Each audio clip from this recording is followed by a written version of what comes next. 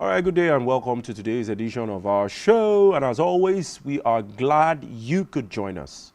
This is Political Spectrum coming to you live from Uyo, the state's capital. And I remain your host, Onumese Ehinoma Olusegun. First on President Tinubu's administration's calendar, today is November 27th, May 2023, and it marks exactly 184 days of President Tinubu in office as the President of the Federal Republic of Nigeria. This is now 6 months and 2 days as Commander-in-Chief of the Armed Forces. All right, we'll begin with the NGO, that is the foremost civil society organizations most visible, or one of the most visible here in Nigeria, saying that the World Bank should stop giving loans to states within Nigeria because, according to data, there is a misspending or a mismanagement of such public loans, and the debts are accruing. All right, let's step into the story. Now, 36 states of Nigeria. There is a revelation that the total public debt portfolio for the country's 36 states and the Federal Capital Territory is 9.17 trillion, according to the Debt Management Office. Now, the Socio-Cultural Rights and Accountability Project, SERAP, has called on the World Bank to suspend issuing loans to Nigeria's 36 states over allegations of mismanaging public funds, which may include loans obtained from the institution. Now, in the letter dated 25th of November 2023, the group specifically wants the bank's president, Ajay Banga, to promptly and transparently and effectively conduct an investigation into spending of loans and other facilities by the country's 36 states governors, and to suspend any loan and funding if there is relevant admissible evidence of mismanagement or diversion of public funds by any of the states. Now, it also asks the Global Bank to suspend further applications for loans and any other funding to the 36 states until these states can satisfactorily explain details of spending of loans and other facilities obtained from the bank and its partners. Now, this was disclosed in a statement on Sunday by SERAP Deputy Director Kolawole Oludare. Now, the World Bank and its partners cannot continue to give loans and other fundings to these states where there are credible allegations of mismanagement or diversion of public funds, he said. He continues, we are concerned that there is a significant risk of management or diversion of funds linked to the bank's investments in many of the country's 36 states. It is neither appropriate nor responsible lending to give loans to these states only for the loans to be misspent. Now, citing data from the Nigeria's Debt Management Office on the website, the group said the total public debt portfolio for the country's 36 states and the Federal Capital Territory amounts to 9.17 trillion. It also said the federal government's total public debt portfolio is 78.2 trillion. Now, SERAP also urged the World Bank's chief to demand express commitment from Nigeria's 36 governors to address credible allegations of mismanagement or diversion of public funds in their states. So it has become a serious situation, and it is only SERAP and a few other civil society organizations that are concerned about the misappropriation of debt, and a lot of things are connected. Because if you look at the profiles of majority of the states, I think we had the table sometime, but I may not be able to get a hold of it now. You find out that majority of the governors who had been governors during their time had left huge debt portfolios. Only very few governors have attempted to pay back those loans. Rather, their successors come and add more to these debts. And my worry is not even about a few states that are generating internally generated revenue. My worry are about states who are completely, from the economic standpoint, completely insolvent, where IGR amounts to nothing, and they run to Abuja cap in hand to get the normal monthly allocation from federal government. The question is, what now happens in the next decade, in the next 2 decades, when these debts continue to accrue? Are we going to be seeing international institutions taking charge of our assets and running it, which could also be tantamount to modern slave driving. All right, moving on to our next development. Tinubu's reforms will bring prosperity to Nigeria. That statement is credited to the Attorney General of the Federation. Now, the Attorney General of the Federation, AGF, and Minister of Justice, Lateef Fagbemi, SAN, has stated that the reforms being introduced by President Bola Tinubu will bring economic prosperity and stability to Nigeria. Now, Fagbemi urged Nigerians to be patient with the president and support the reforms being introduced across the board. Now, this was contained in a statement issued on Sunday by Kamorudeen Ogundele, the Special Advisor, Communications and Publicity to AGF, that's the Attorney General of Federation, and Minister of Justice. Now, according to the statement, Fagbemi spoke on Friday during a prayer organized in his honor by his family in his Ijagbo country home in Onyu local government area of Kwara State. Now, the minister assured Nigerians of Tinubu's determination to take the country out of the woods. Now, he says, and I quote, "The president is not looking for self-aggrandizement. He is seeking a better future for the country." Now, immediately after his swearing in, he has been all out to seek investors' buy-in. As a result, positive responses have been trailing his discussions with foreign investors. The only thing we need is to exercise some patience. Even if you plant a tree, it won't grow into fruition until after a while. Nigerians need to be patient. Things will improve greatly in the coming days. The sacrifices of today will translate to a greater future for the country.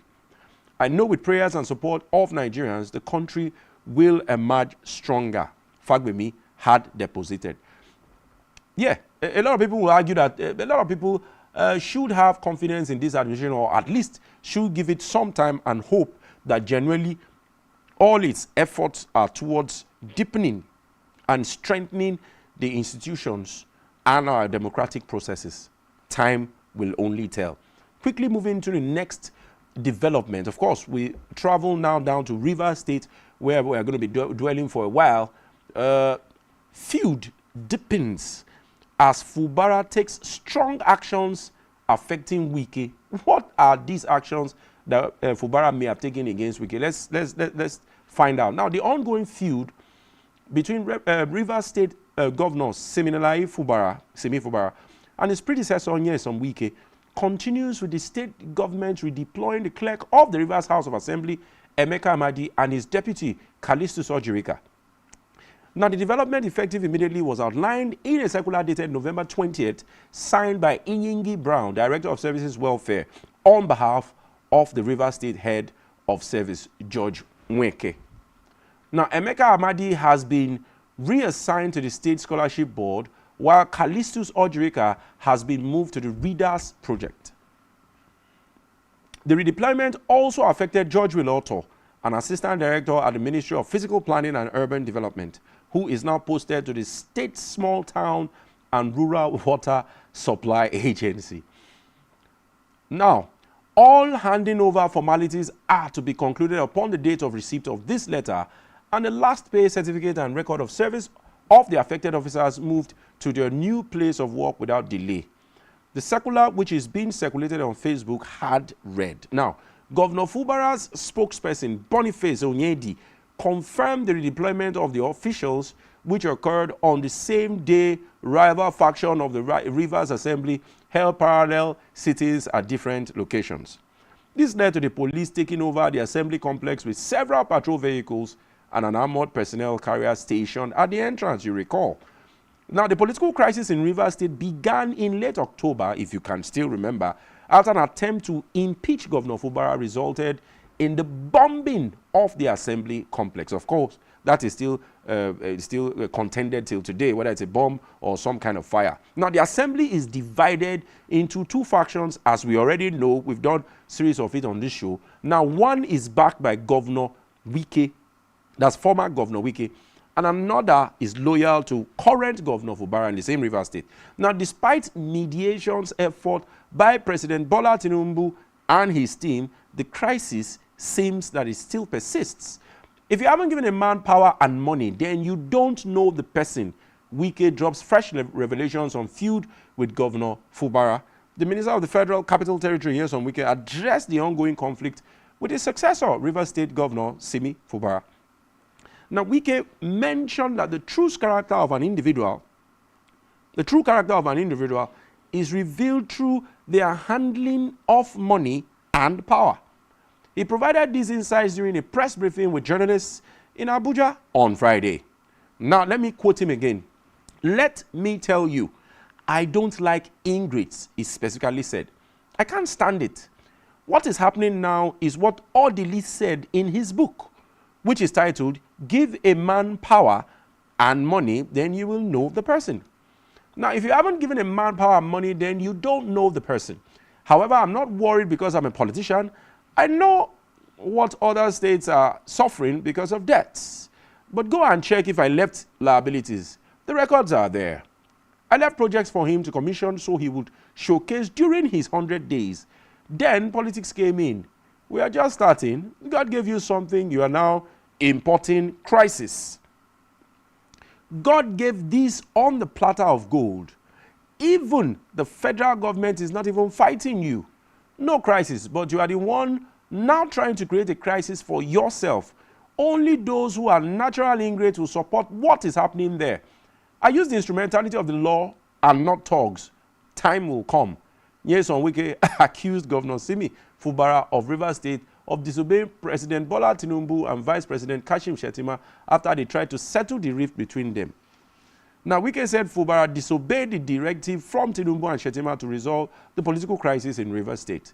In a media chat, the minister accused Fubara of destroying the political structure that made him governor. Wike said, "We never knew that it would take you 3 months to scatter the political structure that picked you up. What is painful is seeing this propaganda and lies that I was angry, whereas I wasn't. Did he," that is referring to Fubara, "did he buy form? Be grateful in your life in all circumstances. I will not allow anybody to crumble our political structure." Those were confirmed statements made by the immediate past governor, that is the current FCT minister. I think we'll have some video clips and exclusive video clips where journalists from channels, AIT, Arise, and many other stations gave that interview to the FCT minister. Let's take a look at the video. Let me tell you, I don't like ingrates. I don't want to talk about this. When I see people talk, what is happening now is what if that fits very well in what Odili says in his book. Give a man power, money, is when you will know the person. If you have not given a man power, money, don't say you know the person. He may be a friend. He may be a son. He may be a sister. He may be a mother. He may be a father. If he does not have money and power, you won't know him. It's only when you have given him money and power then you know truly who this man or this woman is. I don't want to go into that. Nigerians know. I don't want to talk about it. All I'm saying, nobody's interested. But look, as a man who meant well, I know what most states are suffering in terms of debt. Let them go on record whether that I kept debt. Liability, let them check. Before I left office, the records are there. Access Bank, 7 billion. Zenith Bank, 8 billion. How do you pay it? Collect 1 billion from my IGR every month. And that was paid off by October this month. I was paying pension and gratuity every month, which was not paid by my predecessors. I took Rivers State to the level that you can't discuss politics in Nigeria without talking about Rivers State. I was tired commissioning. I commissioned on the 27th of May. Even that was the day I flagged out Opopo Ring Road. I said, look, you have something for you to do 100 days. Take all these projects. This school, University of Port Harcourt Convocation, this one. So use it. Politics came. No, why are you saying there is one? Why would you be saying consolidation and continuity? What is it? Look, I'm the FCT minister. What do I want? Politicians will tell you, sign this. Politicians will tell you, sign this. Let anybody show. What we are saying is that put the political family that brought you to be together. This is something you didn't even contribute to it. People to this structure helped you. And you just start within 100 days in office. You showed it clearly. And people are just talking about, oh, you say you should go into 5%. You say you should, I just look at this word. Is that this word is? We are just starting politics. What you know, you know. What you don't know, you don't know. It is, look, everything is not about money. I was not a governor. I was an ordinary minister when I became a governor. I challenged the sitting governor and I defeated his candidate. Right? I was not carried by anybody like this and thrown there. I worked hard. Federal government fought me to the point that I couldn't have even done, I would have lost focus. You know what I passed through from 2015 to 2019? You know what I passed through in 2019 election? You know what I passed through? This one God gave you. No crisis for you. You are not the one importing crisis. Do you know what it means that as a governor, I'm not resting at home? Federal government fought to be very baggy. But the structure remained. We all agreed we must do this. What's the problem? God gave you something on a platter of gold. No crisis. Federal government is not fighting you. Nobody's at all fighting you. You are the one trying to create crisis for yourself. What kind of system is that? What kind of system is that? Who does that? Okay, no matter. Only ingrates. Only ingrates is in their board that will support what is happening there. Only those who are natural ingrates. Forget about those you are seeing around. Those are people who couldn't come to the state because some of them, they say I refuse to make them governor. I don't worry myself when I see certain things on social media. The day I took decision, my team who took decision that will support Tinubu, the social media came down. They used this day, they used their eyes, every word that nothing was not said about me. Nothing in this world that was not said about me.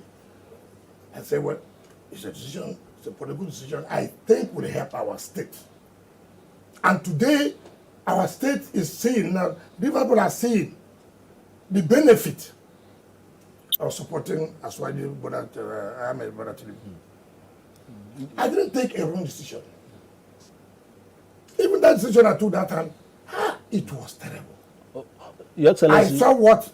So now, what you are seeing is that article group that said I made them to fail is talking good about him. Those that didn't make that I didn't give them governorship, that's okay. You brought secondaries, you plot on doers, I should fold my hand. I mean, nonsense. Nonsense. No amount of ethnic sentiment will change us. We will come. You will see. You will see who politics in the state. It's small. Take it easy. Right.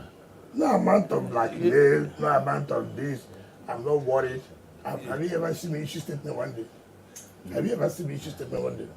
All those propaganda abused me. That was the same time. That was how I was abused. By the time when we were bringing in, they said it's not very proper. I stood firm with my friends. Injustice. We will not allow it. We will not allow it. I will never collected a dime. The president is there. Some people would have gone to the president and said, sir, to keep the G5, we need some amount of money. We never collected 1 naira. I challenge anybody. When we took a decision that we support Mr. President, we went to him, says, I will support you. We have looked at the two people from the side. You are the winnable candidate. Not on sentiment. Not on religious background. My friend is a reverend. Yes.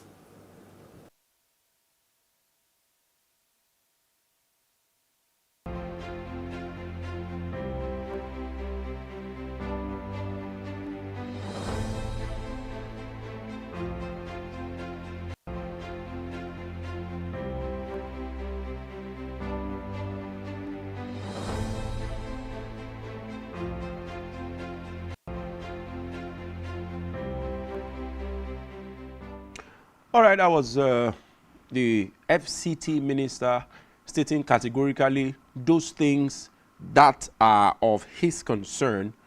And one intriguing aspect of the whole conversation was how he was also emphasizing on the benefits that Rivers State is enjoying based on the fact that Rivers State supported Asiwaju Tinubu. And that raises a lot of questions and a lot of concerns.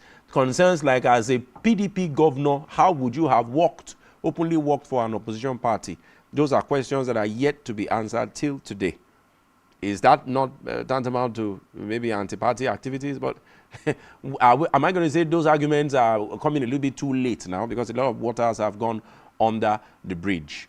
All right, let's take another development still on Rivers State. And this is an exclusive credited to one of the leading digital media blogs. We had to also run with the development because we saw some snippets of it. And it's an exclusive on how ex-Governor Wike and his successor, Simi Fubara, spent 900 million to renovate governor's residence in Rivers and, wait for it, another 2.7 billion on computer printers just in 3 months.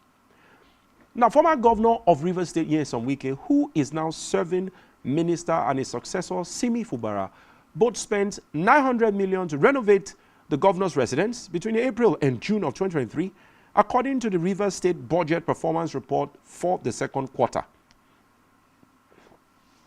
Now, Wike, currently the minister of the Federal Capital Territory, handed over to his godson Fubara on May 29th. Of course, we know that. And in the same quarter, records showed that they also spent 2.7 billion on purchase of computer printers, while a whopping 32 billion was spent on an item simply listed as, quote, special projects. Now, on page 35 of that budget performance report, if you can lay your hands on it, purchase of computer printers in 3 months was listed to have gulped 2.751 billion, while on page 50 of the same report, quote, rehabilitation of governor's residence took 900 million. Now, further checks on Saturday into the budget report revealed that within the 3 months, the office of the governor spent a security vote of 27 billion, still on page 50. Now, weeks ago, the political relationship between Wike, who is now with the APC, or let's say working with the APC government in Abuja, and the Rivers governor, Simi Fubara, became more sour, plunging the state into crisis, which also engulfed the State House of Assembly. Now, recall that the House had commenced impeachment proceedings against Fubara, accusing him of acts of gross misconduct on becoming of his office. While he was being hatched, a section of the Assembly complex was gutted by fire. Now, there were speculations that the fire incidents was orchestrated to prevent the lawmakers from initiating impeachment proceedings against Simi Fubara. Now, President Bola Tinubu had later met with Fubara and Wike as part of the efforts to resolve the crisis. Now, the governor also thereafter offered an apology to the people of the state over the recent political crisis in the state, but the political crisis and the clash between the duo seemed far from being over, as Wike dropped that latest missile on Friday, saying Fubara was an ingrate. You all watched the video. Now, speaking on the crisis rocking the state, Wike had declared also that I don't like ingrates. I'm quoting him now. Let me tell you, I don't like ingrates. I can't stand it. What is happening now is what Odili said in his book, Give a Man Power and Money, then you will know the person. I continue on his quote, if you haven't given a man power and money, then you don't know the person. However, I am worried because I'm a politician. I know what other states are suffering because of debts, but go and check. If I left liabilities, the records are there. He complained. Now, away from Rivers State, let's take another development. Tinubu assures of reduced fuel price and Dangote's refinery, according to the Chief Executive Officer, to start operation by December 2023, which, of course, between you and I knows is the third time that this is going to be moved. It was supposed to commence operations sometime around July, immediately after the president was sworn in. Then it was later moved to sometime around September, October, and now we're hearing December. And there are still caveats to this. But let's go into the development. President Tinubu says he's working closely with NNPC Limited and other top petroleum stakeholders to crash down the price of PMS, as premium motor spirit, across Nigeria. Now, Mr. President promised that very soon the current exorbitant prices of the premium motor spirit PMS would be greatly reduced. While at that, the owner of Dangote Petroleum Refinery and Petrochemical Project, a subsidiary of Dangote Industries Limited, Alhaji Aliko Dangote, has said that provided his Dangote Group can secure sufficient crude oil and the plant works as it's supposed to, the refinery could start producing diesel, kerosene, and jet fuel as soon as next month, which by our records is December. Now, he spoke in an interview with the Financial Times, published on Saturday, November 25th, which was an exclusive also, and that's why we're quoting the newspaper. Now, he says, and I quote, "We are starting with 350,000 barrels a day. A deal had already been clinched for the first cargo of about 6 million barrels for delivery for next month, which is December." Now, Dangote was quoted to have said that he believed the refineries could reach its capacity of 650,000 barrels daily by the end of 2024, which approximately a year and a month from now. Now, he also said that it was, quote, shameful that Nigeria, a major oil producer for more than 50 years, could not refine its own crude in anything like sufficient quantity. Now, he continues, and I quote, "At full tilt, the refinery, the world's largest single train facility, will just one distillation unit could save Nigeria billions in foreign exchange currently spent on importing fuel." Now, according to the same Financial Times, Dangote rejected suggestions that the NNPCL was playing hardball to negotiate a bigger share of the refinery, which he said will generate revenue of about $25 billion a year at full capacity. Now, recall that the media had earlier reported that to build the massive project on 2,500 acres of swampland outside Lagos, Dangote, one, had to construct his own port and construct his own road to take delivery of heavy equipment. Then, three, establish his own trucking company to move it, and his own industrial welding facility to put it all together. That's massive, massive. Now, he was quoted to have said that he had laid enough cable to even stretch twice round the globe and had moved 65 million tons of sand. Remember, that area was complete swamp. So kudos to Dangote, but let us begin to see these refineries work so that the pressure on the price of fuel will go down and the average Nigerian will be good for it. Now, let us quickly see the screen, what we should know about the operations commencement and the Dangote refinery. If my producer could put it on screen, let us run through. Let's run through that briefly.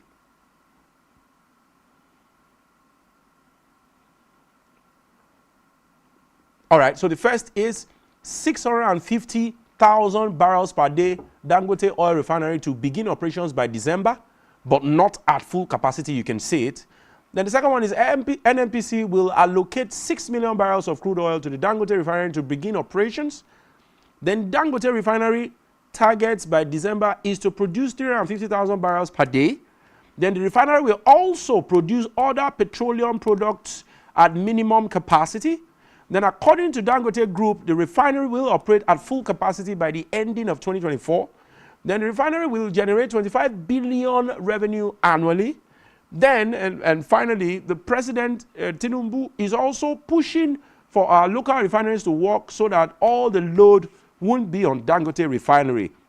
But from yours and my standpoint of view, that final point is a little contentious because in as much as the administration has been very, very transparent on showing off all the policies even before they begin to execute them, I doubt whether we've seen anything, excepting maybe media doesn't have a copy, I doubt whether we've seen anything about encouraging development of other refineries to ease the stress and reduce the tension on the pricing per fuel of PMS, especially that is used as a household material across Nigerian families. All right, those are the major developments we're following today, Monday. We'll take a short break. Thereafter, we'll be right back for the conversation part where we'll be introducing our guests to join us virtually as we have the conversations. Join us again.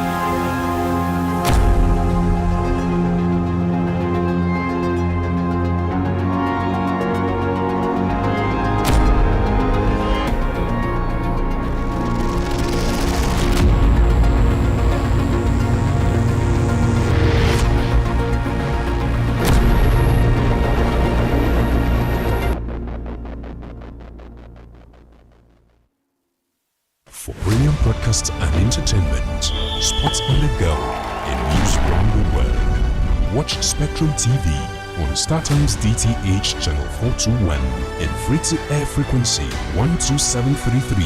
Visit our website, spectrumtvlive.ng. Spectrum TV, broadening your horizon.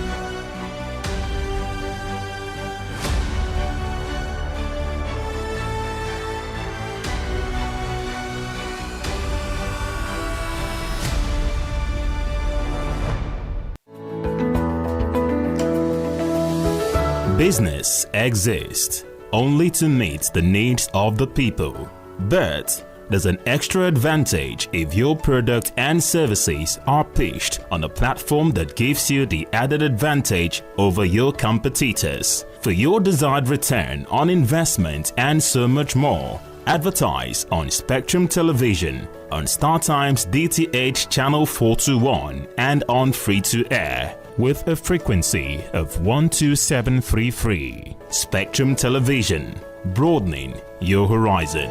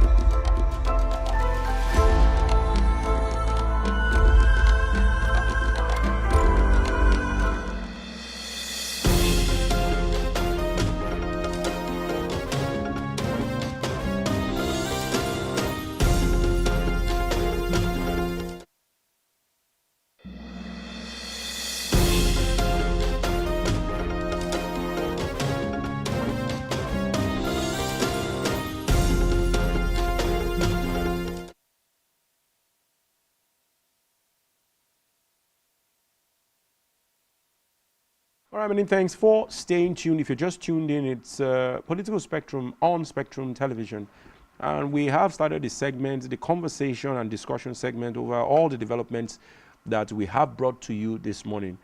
Joining us virtually from the metropolis of Uyo is citizen Matthew Kofi Okono, Executive Director and Founder, Open Forum, and also a member of Ibom People's Congress, a very dogged civil society person, and also a public affairs analyst. Citizen MKO, good morning to you and Happy New Week. How are you doing this morning? All right, if you can hear me, please nod. Citizen, if you can hear me, please nod.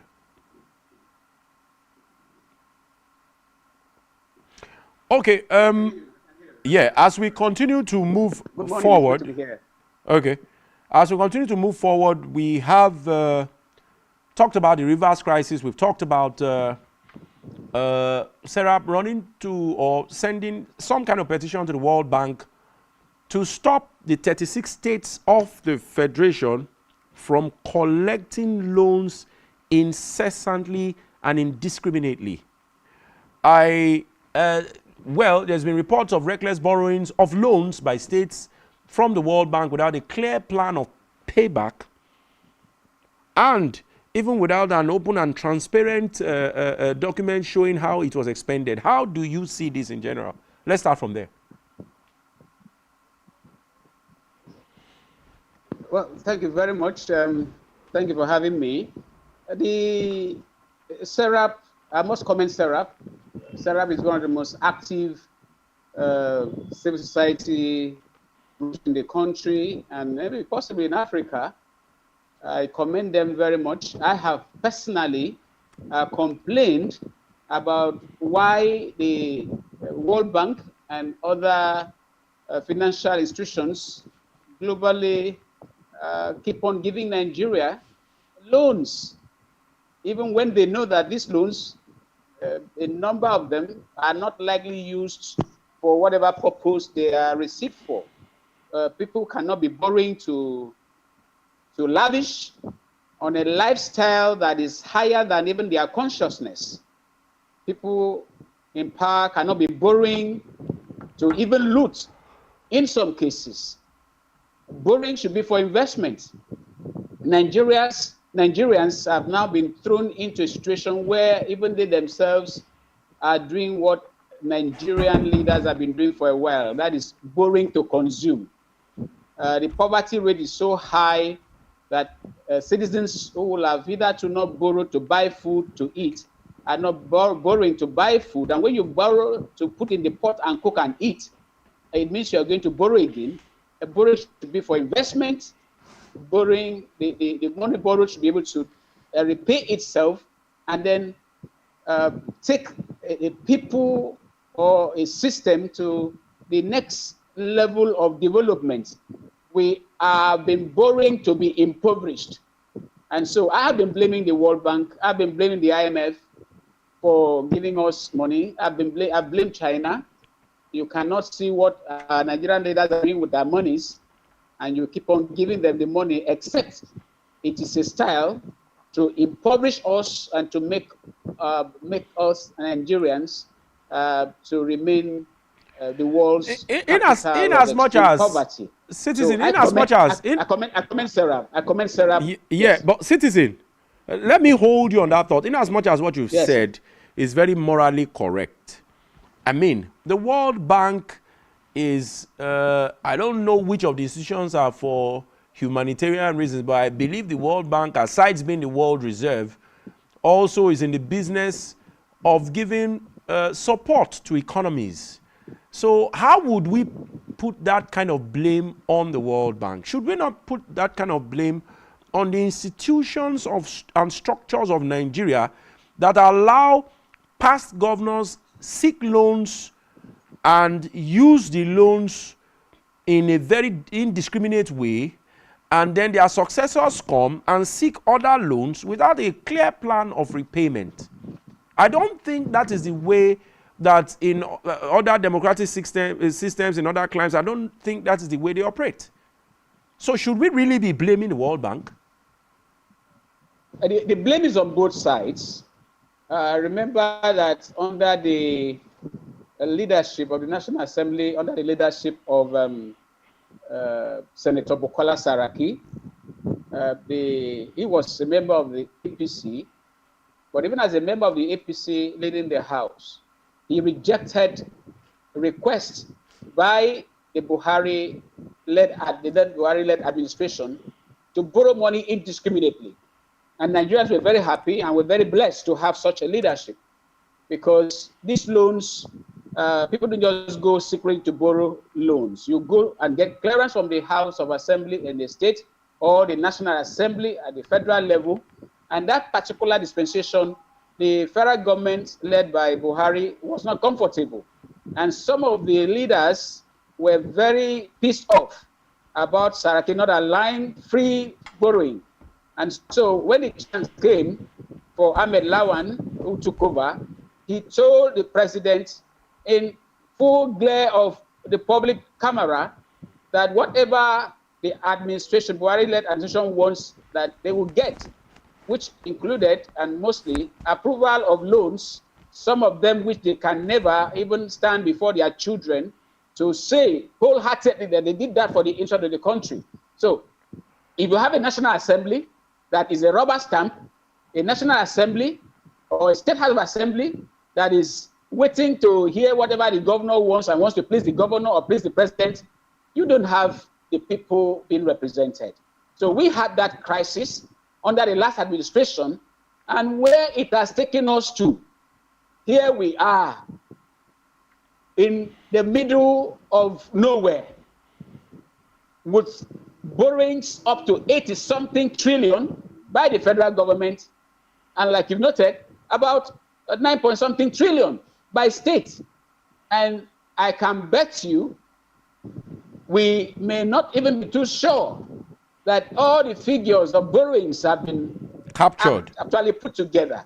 Yes, because some of these people, including state governors, they do secret borrowing, and they have financial terms that even those in government don't know what it means, because it's a syndicate. But what's the good thing? The good thing that a new Nigeria was born on February 25. Yes, whatever was the outcome of that last election, Nigeria is no longer the same.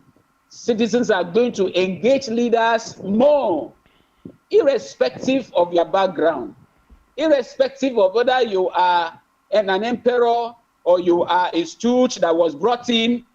Citizens will engage you adequately, because that office, you are holding it in trust for those who think are nobodies. And because they have suffered enough, and you have turned reasonable Nigerians to become like a typical, some of the leaders that have plunged us into the mess where people borrow to eat. Nigerians now borrow to eat. Nigerians now even eat from refuse dump. And there is an advocacy we are going to lead in open forum. It has to do with even slangs that are being used by some of our leaders. In Akwa Ibom State, we have what is called Mboroke Mpombio, Akpa checking, meaning there is something in refuse dump. All it takes is checking. You know what has happened? I have had to video. In fact, sometimes I even whip. I even reach out to these children. You see little children who are not mentally retarded in refuse dumps, searching for things. Their supposed leaders have turned to a slogan that Mboroke Mpombio, Akpa checking. So even elders, mature people now go to refuse dumps to check, because they have been told that there's something in refuse dump. All it takes is checking. It is insane. So we are going to leading. In fact, by doing this openly, I want this advocacy to go out.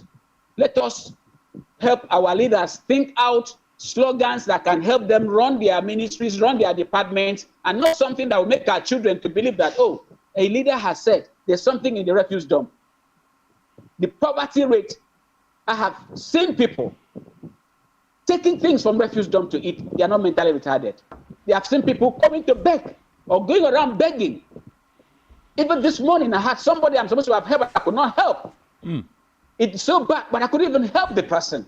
So we cannot sustain the kind of borrowing and the looting that we saw, which in some levels still continuing, if we have to make sense. So World Bank has its own blame. The legislature, which is the only symbol of democracy.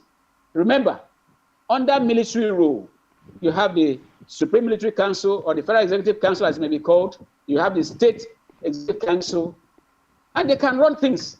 They make laws, but it's not representative of the people.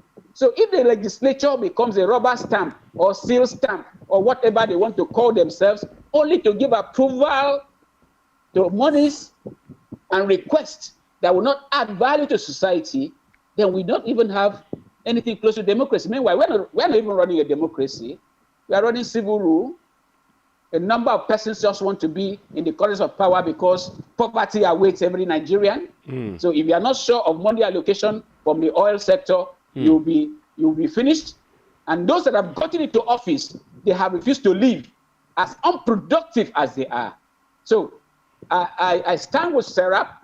We are coming out with our own advocacies because we are an advocacy group to help leaders leave a legacy that people will look back and say, oh, thank God we had, the administration of Mr. X, or the administration of the current president, Asiwaju Bola Ahmed Tinubu, we didn't give him a chance, but see what he has done. You know? And that's what I want to hear. He's now the president, the court cases are over. Forget about all that things that transpired. Now that the court case is over at the presidency, at national level, we must join hands to help President Bola Ahmed Tinubu to deliver. Those that feel it is their turn and they must loot as they like, citizens must rise up to say, you can't, it's not your money. You have been messed up for too long.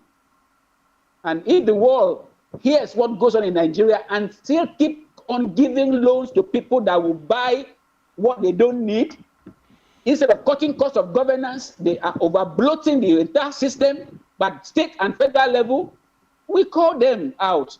Please, you can't do this and then you go looking for aid. So I am 100% with Serap, and we are going to add value from our own angle as soon as we are able to launch out the initiatives that we are marshalling out. All right, That's my take on that. Interesting, Citizen. Some of our earlier episodes, sometime around last week, we also reeled out some statistics from Budget, another very strong civil society organizations that employs data analysis and technology to track activities of state governors, and particular about state governors, because there's been a lot of hula baloo, there's been a lot of topsy-turvy, there's been a lot of reports as per spendings at the federal level, forgetting that the federating units are the regions where dividends of democracies trickle down to the average citizen, which are the states at subnational level. And if you look at those data, I don't know whether my producer still has them, you will see expenses like traveling abroad, hotel expenses, celebration of some kind of important individual in their life, all captured in the expenses. In other words, majority of these loans, so to speak, and even some of the allocations are used for recurring and recurrent expenditure and a lot of frivolities. Now, I'd like to ask again, let's speak to the borrowings of the state fund, especially on recurrent expenditure and frivolities rather than capital projects. Let's even look at the states that are a little bit serious. Why is it that loans, allocations, subventions have greater percentage in recurrent expenditure rather than instituting capital projects that can help pay back these loans? Is it a systemic problem? Because we really cannot single out one particular governor from the lot of 36. And that's why I quite agree with you when you say you stand by Serap also. Because I do see, the logic behind Serap's argument. We say Lagos has generated the highest number in Nigeria. if you have the figures from the debt management office as at March 2023, you'll be alarmed at the total amount being owed by states and being owed by federal government. So I want you to speak to these governors who would rather use majority of their loans and allocations to take care of overheads, recurrent expenditure, and a lot of frivolities as captured by budget. Well, the first thing we must realize is that states, particularly states, are very allergic to having their finances looked into, despite the fact that they even make those breakdowns available on their own websites. I think the World Bank has a program, the transparency, whatever it's called, where if you go through the normal process, put your budget there, put your expenditures to the public for public scrutiny, you win free about 10 billion naira. Just for doing that, you discover that even a place like Akwa Ibom has never won. we had somebody that was said to be a financial guru as governor, the immediate past governor. I don't think we ever won when it comes to transparency and prudent management of resources. And then you look at even the budget itself. Giving a budget breakdown, if analysts, the civil society will pick up that same budget to look at what has been put and then ask questions, and those in government will say you are attacking government, the same document that they have. Why? Because you see something like a government house that takes care of the governor and his family, having a budget of between 20 to 30 to 33 billion in 1 year. And you discover that in releases, you discover that the Ministry of Finance will release almost 100%. Whereas I have been to the House of Assembly about, 2 years ago when we were having the public hearing, the budget for, I think, 2021 or thereabout. Shegun, are you aware that the ministry like Ministry of Labor and Productivity, maybe they are even changing the name now, removing productivity because productivity is nowhere to be found, did not had 0 releases on capital budgets. Not even 1 naira was released to a whole ministry in a whole year. But you had offices like the Government House, Accountant General's Office, Ministry of Finance, that had whopping budgets. Someday we'll look at these details, but to let you know that in Government House alone, the entire budget for educational, Greek, and health is less, both in terms of budget and in terms of releases. So it shows you that there's something fundamentally wrong because there's a complete disconnect. A number of those in public office are not there for the people. And you can never be in public office if you are not human and humane. You'll be there for yourself. And you will hate anybody that will ask questions. That's why MBS data, even states that don't have database, they don't have data, they are not even interested, they will say, we cannot take what they have said. Yeah, we cannot take it. It is not true. Then bring out your own data to counter what has been brought by the MBS. No, I commend federal government in that state because federal government had not done like states coming out to refute what MBS has said. MBS has been one of the best until recently when they started reducing the yardstick for measuring unemployment. And people said, oh, maybe the Nigerian factor has caught up with MBS. So the reality is that we still have organizations that are telling truth to both citizens and leaders. It is this reality that leaders don't want citizens to know. Overhead is just so much. And the worst is that these people, most of them are grossly unproductive. You cannot be productive and not be accountable. You cannot be productive and not transparent. So going forward, I am expecting revelations that will border on fiction, from local government that don't even exist to states where people lie and even lie in the name of God because somewhere religion has become the real opium of the masses, like the man that said it. They capitalize on religion to lie to the people, and they can even lie for 8 years, and go away and still carry themselves with a sense of pride. So most borrowing, most incomes are spent on overhead because this money gets back to the accounts of very few persons.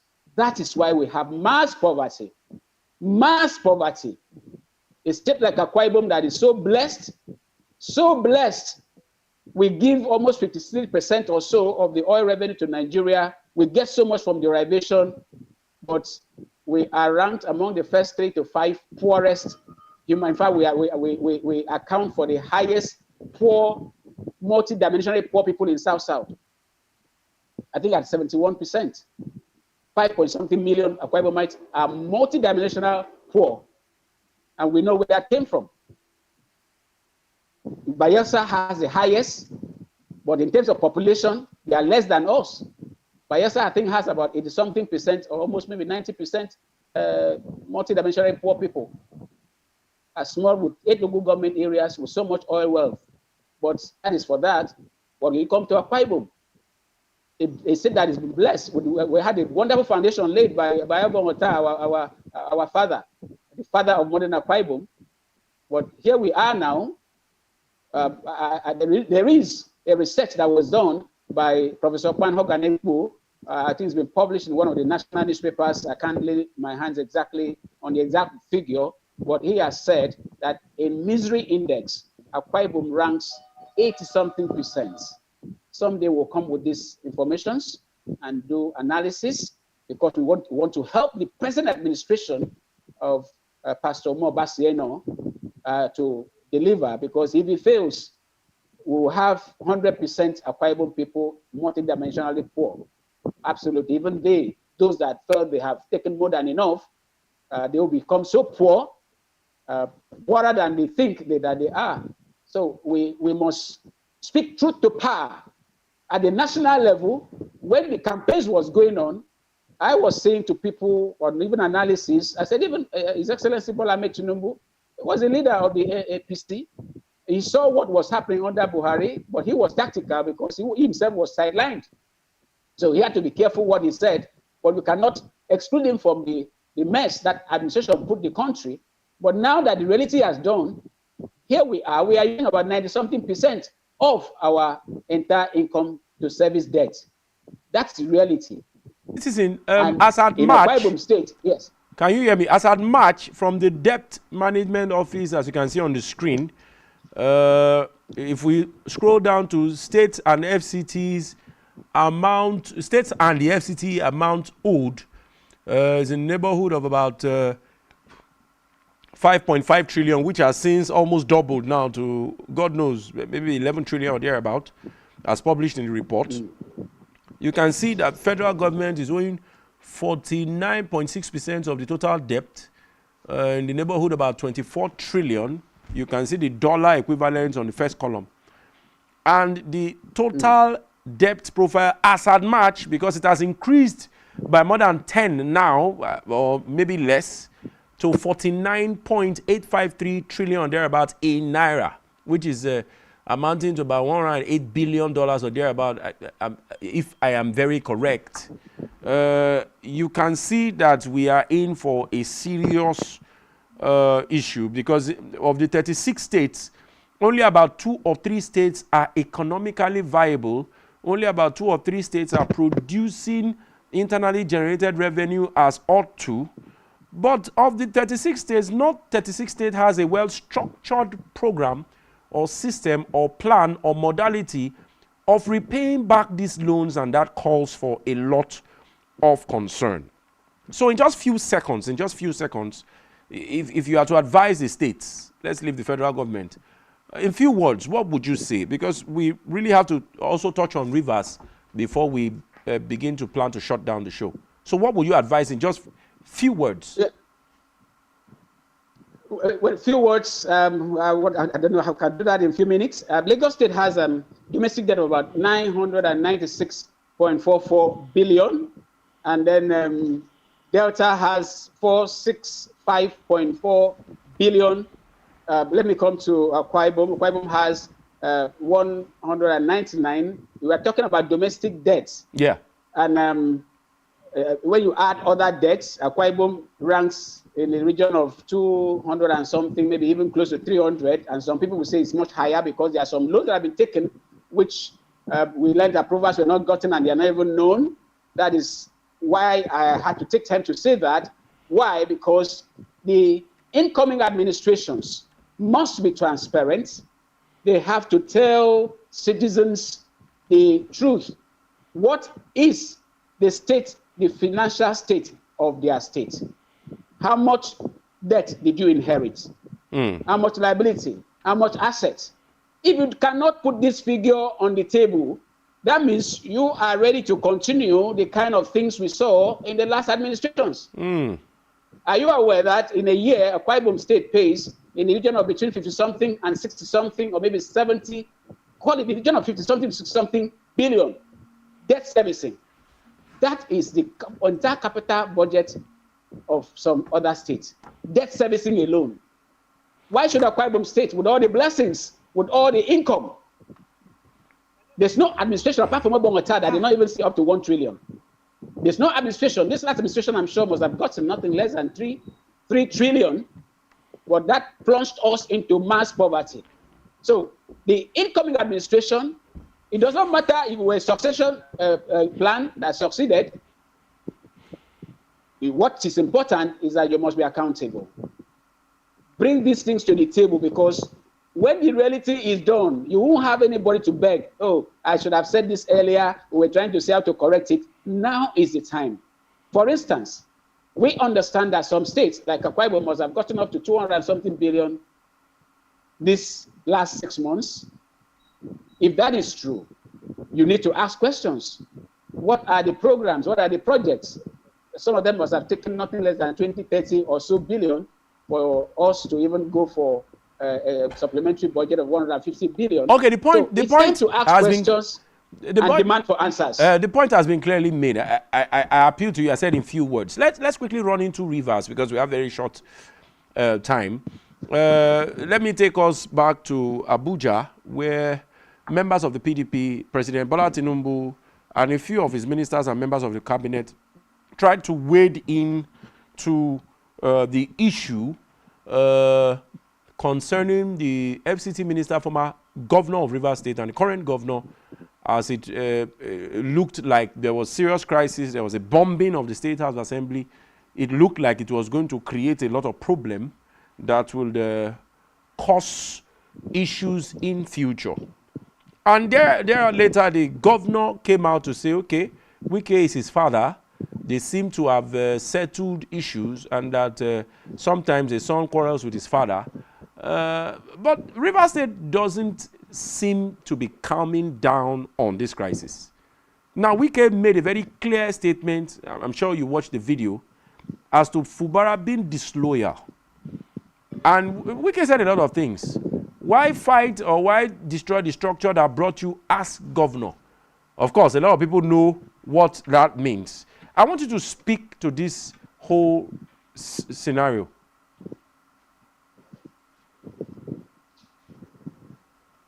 Well, it's an interesting development in Rivers. I had actually expected that, not just in Rivers, in some other states.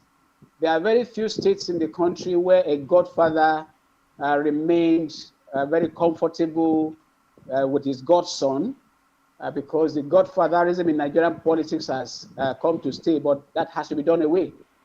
That is going to be an initiative that we almost champion. So I expected that. Anybody that believes he's a godfather, he will go to sleep because he has his stooge, he has his slave, has not followed the history of this country. Not even His Excellency President Bola Ahmed Tinubu, who is the most innovative, the most enigmatic politician in Nigeria, had a smooth relationship with his successors. Right from even the first one, Fashola, people will not know, thought it was smooth sailing. It wasn't. It wasn't. We are not going to the details. But Ambode's case tells us that it's not in terms of performance that you may have to gain the confidence of your godfather, because Ambode performed, but it had to be sent packing, despite President Buhari intervening. Now to Rivers State. Fubara, I had never known him until he was brought out by Wiki. He had issues that had to do with EFCC, but he was protected till the last minute. And then, interestingly, he is the governor now. But one thing must be clear, because there's no time to go into too much details. One thing must be clear. If you are a godfather, and you believe that because you brought somebody to power, that person will stay loyal to you the rest of his life. The loyalty in this sense is that whatsoever you want, he must do. That by itself is a treasonable offense. Why? Loyalty and patriotism should be to the country, to the people, and to the Constitution. So if an individual believes that he is now the people, he is now a country, he is now the Constitution, anybody, any godson that rises against such mentality is worthy of national honor. Because in the first place, if somebody says, no matter what my master will do, I will never quarrel with him, that person is subhuman. That person is a time bomb. He will destroy the people he is supposed to lead just to satisfy one person. You may not even know his state of mind.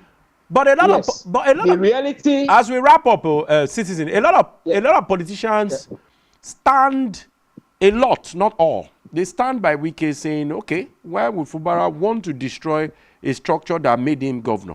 But some other politicians are arguing that the political structure that made him governor was also threatening and has the capacity to remove him as governor. So why would he not, alter such a structure? And remember the series. They say what goes around comes around. Start from Peter Odili, down to Amechi. You remember Amechi, what's the name of the other, his cousin that went to court. Then after Amechi, then Wike also was seen to have, Omeha, yeah. Wike also was seen to have done the same to Amechi, and now Fubara and Wike. I want you to quickly speak to all this. We have barely 2 minutes to finish our discussion session. Yeah, thank you. First of all, I must say that Fubara, his image does not give him out as somebody that is so forceful. And I want to commend Wike for bringing somebody like that. If Wike had brought a timid fellow, any other person could have attempted what Wike is trying to do and get away with it. So you must breed after your kind. Wike is a lion. I commend Wike for what he did to be able to send signal to some persons that you cannot take a whole section of the country for a ride. But that also has its own limitations when you are coming back home to do some things. Yes, you brought him, but his loyalty is not to you. The loyalty is to the state and the country. You are just to be there to have that respect. Wike was chief of staff to Amechi, but what's relationship like? You cannot breed after your kind and turn around to complain. And above all, I want to say this. I appreciate Wike for who he is. He's not a pretender. We have some pretenders. Even during the tenure of Wike, some other states, we had some pretenders, very terrible pretenders, who cannot even answer questions in public other than to say you're insulting, when actually the person is one insulting his people that he's leading. So if Wike has a young man who, without the public knowing that there was going to be an impeachment, but he went and literally faced bullets, faced tear gas to resist what will have made him look like a chicken, footballers should be commended. And that makes us to know that Rivers State is now a place of interest, because the intervention of Mr. President, by my understanding, knowing who Wike is and knowing the kind of things going on there, may never be a master stroke, because Wike is now what we used to be PDAPC, which was like a mantra, a slogan, a comedy, right. because of the slip of tongue by Mr. President. I get your point. Wike is both APC and PDP, and you cannot allow a sitting governor you've not carried along to be thrown away. I get your point. Like a piece of trash. I get your point clearly, Citizen MKO. And the case of Rivers seems to be a little bit peculiar, because even in Wike's statement, he also mentioned the fact that the federal government, being an opposition party, is not even at war with him, that Fubara is the one creating war for himself. But how will Fubara create war for himself if you are not over demanding or over forcing him to do certain things that may not go down well with him? And we all also recall that Wike also dismantled the structures that brought him in as governor under Rotimi Amechi, and that was how he was able to defeat Rotimi Amechi. So we know that whatever goes around eventually comes around. Edo State is another very good example. We are going to witness another very interesting drama come November of next year, which is about a year away. Campaigns have started. There's even been issues of Edo Central emerging as the next governor, while the APC is still saying that no, that the party will throw it open for everybody to contest, and according to them, any credible hand will be contested. But I think at this point, this is where we will have to leave today's interesting show. Thank you so much for your contributions as always, and your deep insight into all this and the analysis so far. Thank you so much, Citizen MKO. My pleasure always. Thank you for having me. Thank you. All right, so this is where we draw the curtain for today's edition of Political Spectrum. Be sure to join us on the next edition tomorrow, where other developments and events will be brought for conversation. Remember, the conversation of deepening democracy and nation building is never exhausted. Join us on all our social media platforms. I remain yours sincerely, Onwese Ehinoma Olusegun. Have a great day and see you on the next edition.